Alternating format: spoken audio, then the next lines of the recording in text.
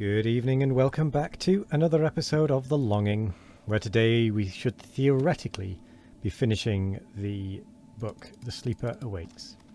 So, let's get going. 2, he cried, with a bomb from overhead bursting as it fell, and forthwith he was beating up again.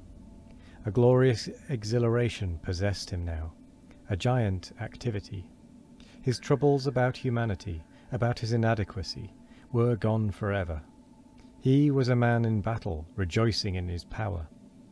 Aeroplanes seemed radiating from him in every direction, intent only upon avoiding him. The yelling of their packed passengers came in short gusts as they swept by.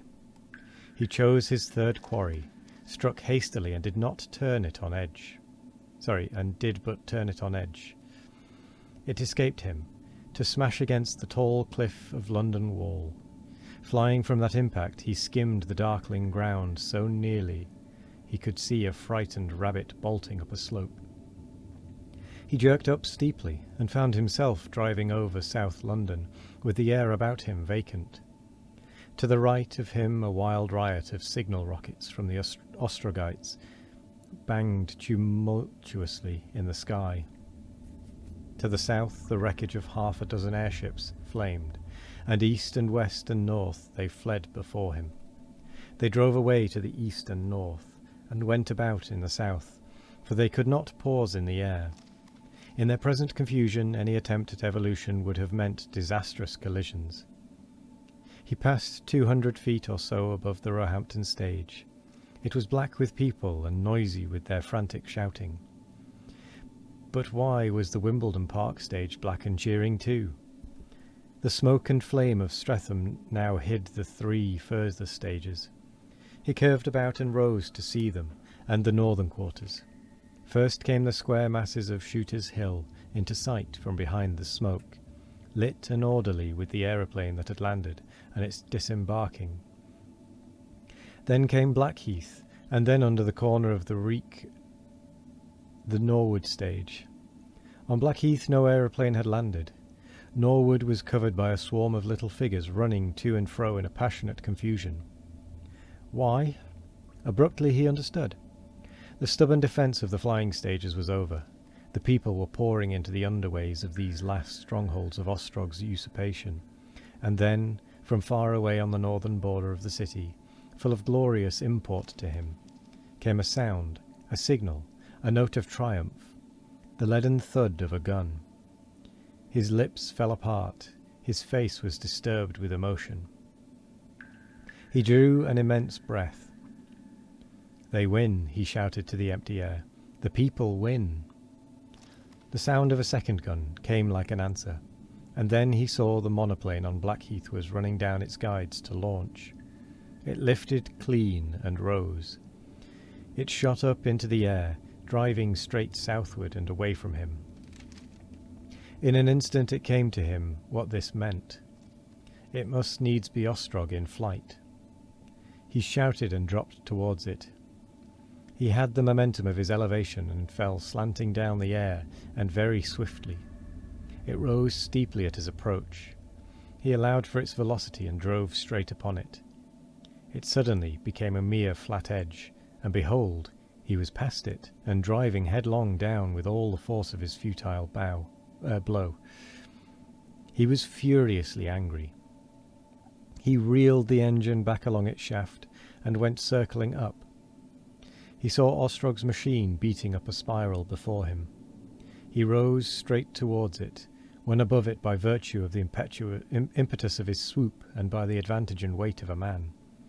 He dropped headlong, dropped and missed again. As he rushed past, he saw the face of Ostrog's aeronaut, confident and cool, and in Ostrog's attitude of a wincing resolution. Ostrog was looking steadfastly away from him, to the south. He realized with a gleam of wrath how bungling his flight must be. Below he saw the Croydon hills. He jerked upward, and once more he gained on his enemy. He glanced over his shoulder, and his attention was arrested. The eastward stage, the one on Shooter's Hill, appeared to lift, a flash changing to a tall grey shape. A cowled figure of smoke and dust jerked into the air. For a moment this cowled figure stood motionless, dropping huge masses of metal from its shoulders, and then it began to uncoil a dense head of smoke. The people had blown it up, aeroplane and all. As suddenly a second flash and grey shape sprang up from the Norwood stage, and even as he stared at this came a dead report, and the air wave of the first explosion struck him. He was flung up and sideways. For a moment his monoplane fell nearly edgewise, with her nose down, and seemed to hesitate whether to overset altogether. He stood on his windshield, wrenching the wheel that swayed up over his head, and then the shock of the second explosion took his machine sideways. He found himself clinging to one of the ribs of his machine, and the air was blowing past him, and upward. He seemed to be hanging quite still in the air, with the wind blowing up past him.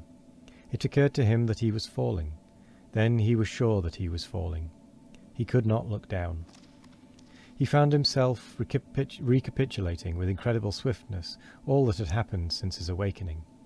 The days of doubt, the days of empire, and at last the tumultuous discovery of Ostrog's calculated treachery. The vision had a quality of utter unreality. Who was he?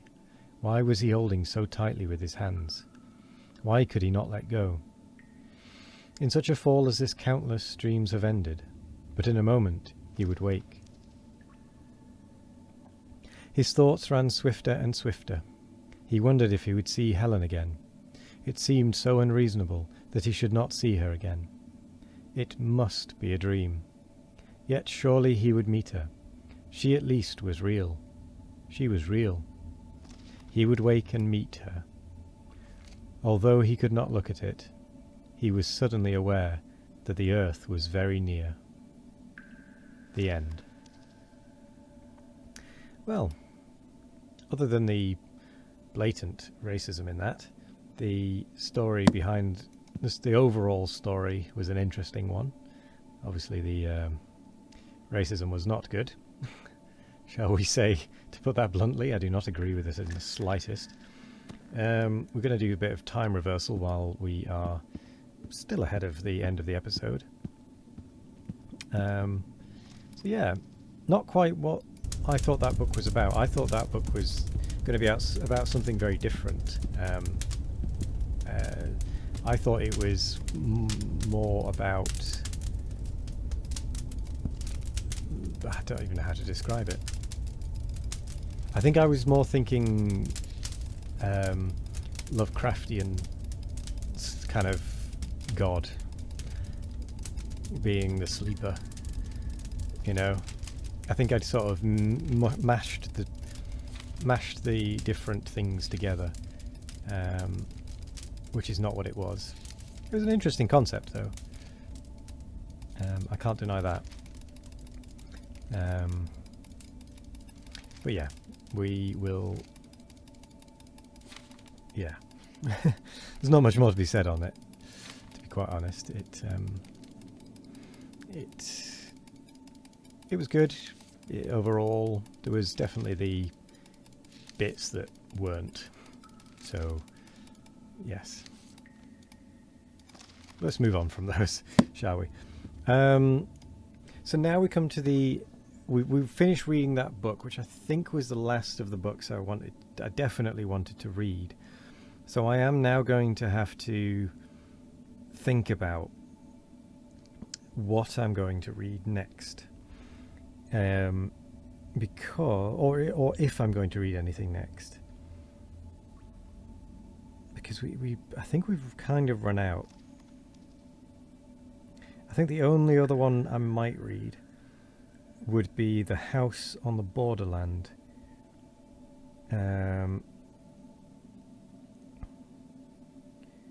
Yeah. That might be the only other one that I might read.